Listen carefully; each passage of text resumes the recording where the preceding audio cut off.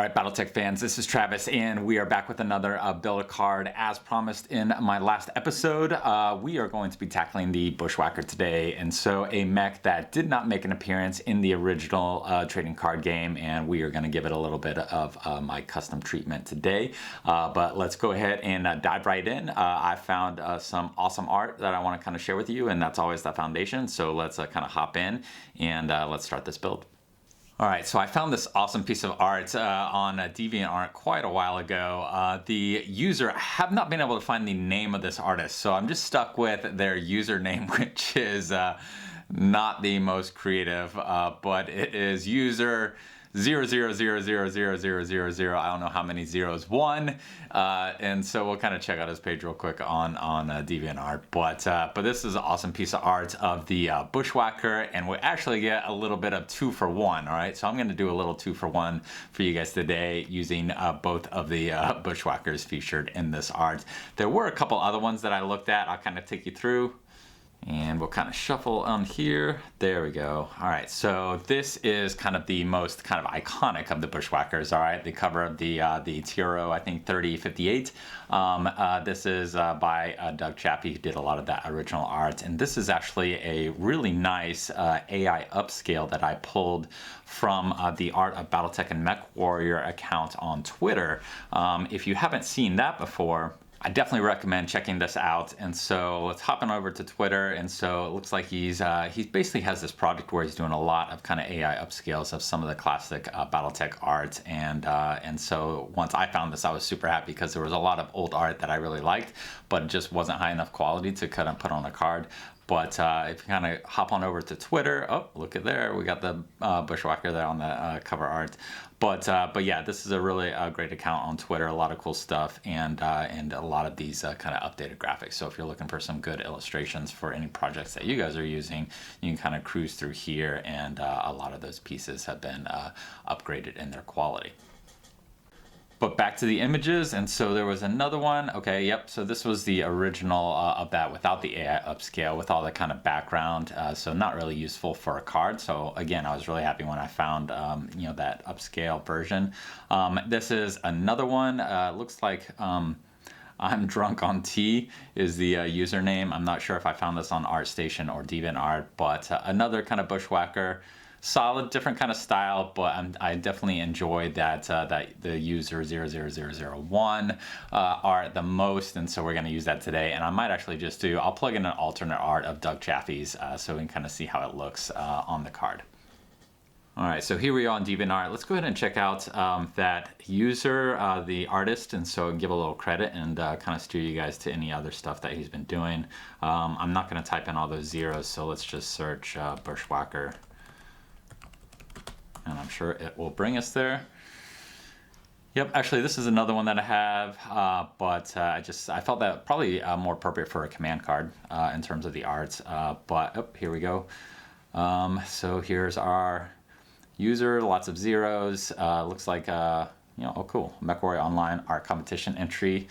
That's cool. And then let's see if there's any other information about this artist. Maybe give credit where credit is due.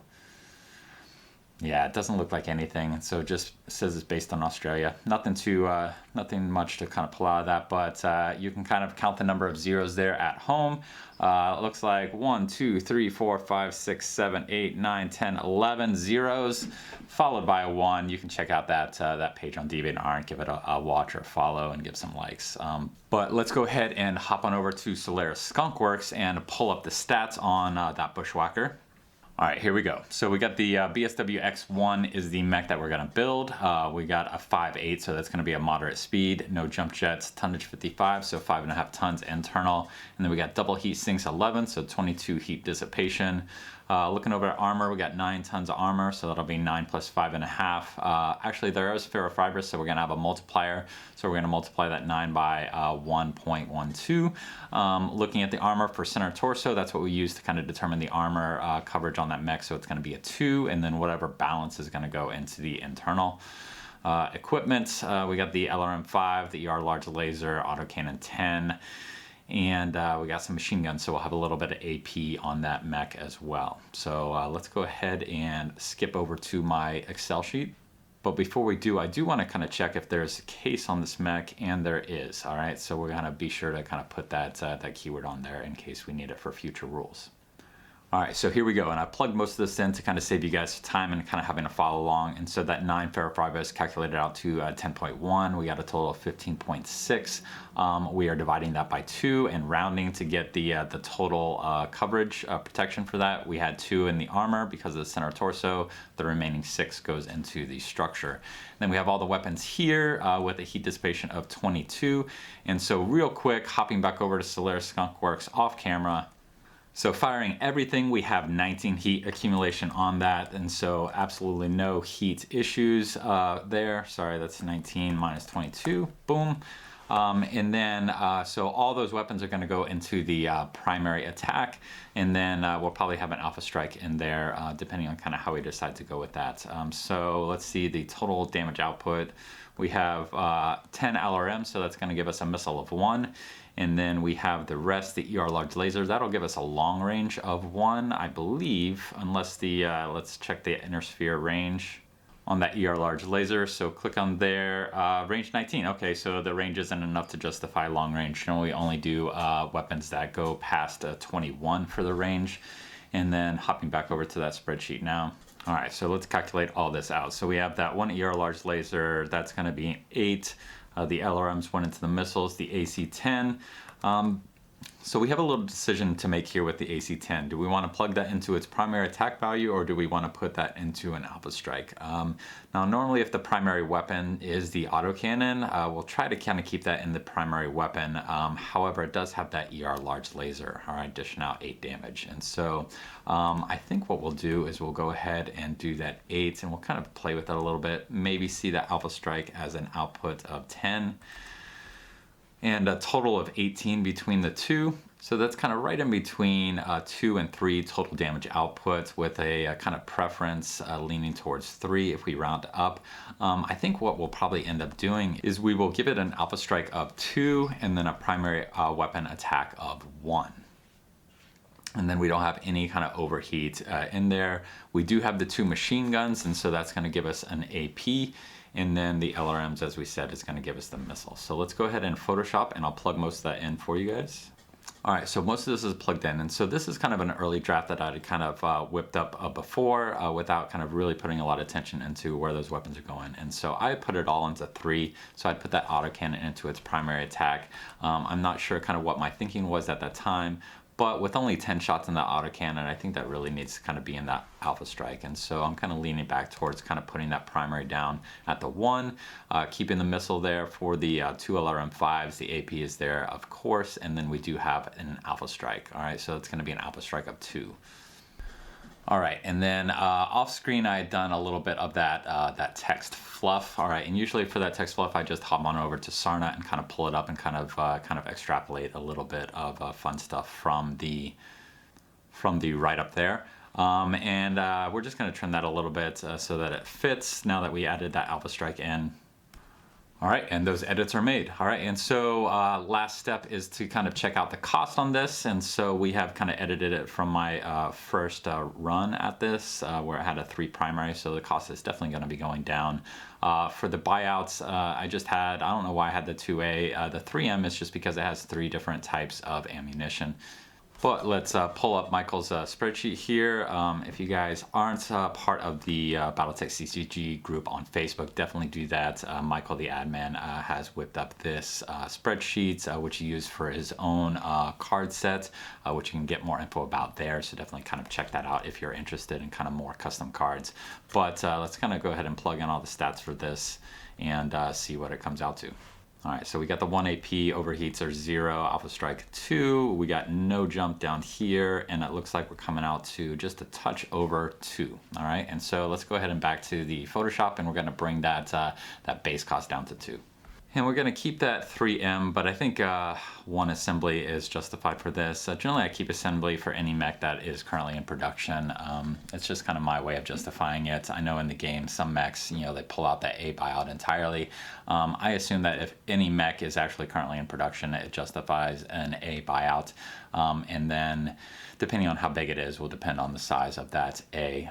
There's not too many mechs I have that don't have an A buyout. Pretty much it's just kind of older model mechs that are no longer in production. So kind of a lot of that kind of old Star League tech that is kind of just kind of hanging on. So like maybe a 3025 catapult would be a good example of that. But I think that brings us to kind of the final specs for this BSW-X1. And so we got Missile 1, Alpha Strike 2, AP 1 with a 1 base attack, 2/6. And so very similar, I think, to a Centurion, and kind of costed similar as well. We got the M buyout instead of the 2A, I believe, is the Centurion D. But yeah, total attack is the same, all right, with a little bit of variability in the missile, and that armor protection is very similar as well. But let's go ahead and go to the S2 variant, which is what I had kind of figured out for that other mech, because I did want the stats on the mech to kind of match the art. And I actually haven't done anything to build this, and so I'll take you through from the very beginning. But for that BSW-S2, we are checking into Solaris Skunkworks here. Instead of the LRM5s, we have SRM4s. All right, so one difference in the number of holes that are being used there. And since that art is a little bit smaller, we can kind of get away with saying, oh, those are 4 holes instead of 5. But everything else is the same, and so I thought this was a good candidate to use for that other art. All right, but we got the ER large laser, adding an anti-missile system, keeping the autocannon going to the LBX version, and then swapping out those 2 LRM5s for 2 SRM4s. I'm sure we still have case, but let's double check. Still have case. The armor is the same, it looks like, and the speed is the same. All right, so this should be a relatively easy just kind of edit on our conversion. But let's hop on over to the spreadsheet. And let's start plugging in some data here. All right, so I'll do that real quick off camera and cut for you guys. All right, so we got most of that plugged in here. All right, so we have the ER large laser is the same. All right, we're getting 8 damage out of that. The LBX, we're gonna put that into the Alpha Strike just like we did before, though we may kind of keep it at 1 instead of 2 this time. Let's see what happens over here. The anti-missile is generating heat, and so we ended up everything firing, including anti-missile, brought us to 21, so this mech is still very good on its heat profile. We don't have the missile because we don't have the LRMs, but we do have those kicking into the SRMs, which is gonna bump up our primary attack. So that is 8 from the ER large laser. For the SRMs, usually I will do, assume half of the missiles are hit, though in reality it's usually half plus 1. I think if you just have one system kind of pumping out those missiles, it's good to kind of maybe round down on that conservative side, but since there's 2, it might be good to assume that at least one of those we're getting an extra 2 damage out of it. So we're getting 3 missile hits. All right, so that's 8. 8 plus 8 plus another 2, so it's going to bring us up to 18. And since it is SRMs and we do those conservatively, I'm going to be okay kind of rounding that up and being a little aggressive with that number. So we're going to round up to the 3 because that primary is going to be divisible by 7. All right, so it's kind of sitting there between the 2 and the 3. We're going to round up for the 3. For the LBX, we're going to give it an Alpha Strike of 1, and then we are ready to go ahead and kick on over back to Photoshop. All right, so we got most of that plugged in. Still haven't kind of updated the fluff text, but we'll do that in a moment. Let's go ahead and first kind of bump over to see how this affects the cost of kind of shifting a lot of that power into its primary attack. All right, so just plugging and playing some numbers here, keeping that AP, the Alpha Strike goes to 1, primary goes up to 3, and actually, you know what, now that I'm thinking about it, we did not include the 1 missile in this calculation for the first one, but that's okay because I always use the M buyout to pay for that first missile, and then any subsequent missiles are actually being calculated into the cost. All right, and so nothing lost there, but we do need to add that anti-missile system down here. Looks like this guy is going to be quite a bit more expensive than its counterpart. All right, so we're at 3.9, all right, so pretty much 4. 4 And then we are going to have that M buyout still. I do think having that M buyout there justifies kind of bringing the cost down by 1, but we're really kind of pushing it with this mech, all right? And so this is a mech that really kind of is, needs to be 3.5, and it's falling right in that you have to pick either 3 or 4. And so I generally try to be conservative with this and kind of let playtesting tell me if something is costed too cheap. And so let's go ahead and keep that at 3. We'll keep the A at 2 just because this is a variant, assuming that it takes a little bit more assembly logistics to put out. We'll do the 3M. I think it is still 3M. We have the LBX, the SRMs, and instead of the machine gun, we have that anti-missile. So yeah, 3M is justified there. And we do need to kind of do a quick edit on that fluff. And so again, for those that missed kind of earlier videos, I do always refer to Sarna, and I kind of try to pull some good kind of excerpts from the fluff that the contributors have done there. On that kind of note of Sarna, if you guys didn't check out my podcast with Sarna founder and senior editor Nick Jansma, then definitely do that. That is a very cool conversation, a good look behind the curtain for this amazing resource for the Battletech community. But I'll go ahead and do a quick cut here for you guys so you don't have to sit here and wait for me to kind of look at this and decide what I want to do. All right, and here we go. All right, so all that text is now plugged in. We have the complete version of the BSW-S2 variant with a little bit of fluff text there. Final cost of 3. That could end up going to 4. We'll see with a little bit of play testing. I would kind of be inclined probably to say that that should be 4. But we're on the conservative side for now. Hopping back over to the X1, I did do a little kind of tweaks here on the weapons to make sure that was consistent with my conventions. But before we kind of move on from this, I definitely wanted to kind of see what it looks like with that original kind of classic Bushwhacker art. And so let's go ahead and plug that in, and boom. All right, there we go. So another one by Mr. Doug Chaffee. So I would have to make sure I switched out that illustrator. But that also looks pretty good. All right, I'm not gonna lie. And so we may have to be doing another variant of the Bushwhacker if we. But I think all the other variants, the weapons profile made it look a little bit different, so it might not fit the art. But either way, we've got 2 great options here between the 2 Bushwhackers. We can do a kind of quick comparison before we sign off between similar cards in the game. And so I had mentioned before that, kind of that Centurion D is a good guide for a lot of this. So that Centurion is also a 2 buyout. It has, 2 base cost. It has that 2. It doesn't have the M buyout, and so we're getting a little bit more kind of total damage output possibility between the missiles and the variability of missiles and that Alpha Strike. But very similar cards, all right? So a little bit more armor at 2 instead of 6. So is that justified by the additional buyout? I think so. And so I'm confident in the costing of this card. We could look at, for instance, like something like the Fenris Prime, which is 3, and it has an AM as well as a T buyout. The armor on that is a little bit lower, but it's fast instead of medium, and it has a 3 as its primary instead of having to go into Alpha Strike and missiles for that. And so I think if this was 3, it's clearly not kind of on par with the Fenris Prime, and so I think that rounding down was a good choice for that. But hopping back on over to the Bushwhacker, on the other hand, the the S2 Bushwhacker, that does compare similarly to the Fenris Prime. All right, so we have a little bit more armor.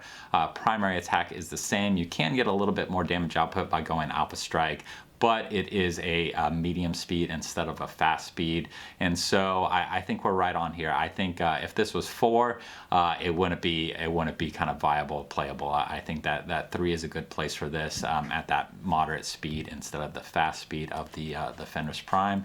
And then we can go over and kind of compare it to the Wolfhound. The Wolfhound is at a 3, also with a 3 primary, medium speed, a little bit less armor protection at that 1 and 5, but we have overheat to get that extra 1 attack instead of the Alpha Strike, so a little bit easier to get that. Granted, it does damage itself a little bit, but I think that's okay. And so we are adding a bit more buyouts, maybe making it a little bit more challenging there to get out at 3, and versus the Wolfhound, which has no buyouts. And so I think it's good. I think that maybe, this could say that comparable to other Endersphere mechs, maybe bump up to 4. But I think between this and the Fenris Prime, I think we have this costed pretty well. All right, so that's it. Let's take another quick look at that beautiful kind of old Doug Chaffee art there, and we kind of see it compared to kind of what we picked from user 00001. And yeah, so kind of muse on it. If you guys have a preference between which one you think I should use, definitely put your feedback down in the comments below, and I'll share whatever version I end up coming up with on my Patreon. So definitely I share a lot of kind of my customs kind of privately on Patreon there as exclusives. And so if you're interested in kind of seeing these and supporting the channel, definitely consider hopping over to that and kind of chipping in a couple bucks a month. But I'll give you a little bit of zoomed in version of that S2 as well before we go. So I think we did a good job here today, guys. But that's it. So thanks for following along. I hope you guys kind of enjoying these custom builds and kind of going through my thought process as much and just kind of playing around with this dead game, but very much kind of vibrant and alive in the small community that's there. So definitely connect with the BattleTech TCG Facebook group if you haven't already, and throw in some suggestions for future cards down in the comments below. I'd love to kind of hear what you guys would like to see kind of translated, especially in the unseen realm, because those unfortunately never made it into that original trading card game. So I'm happy to kind of share some of those with you along the way as well. But that's it. This is Travis signing off. Thanks again, guys, and we'll catch you on the next video. Bye.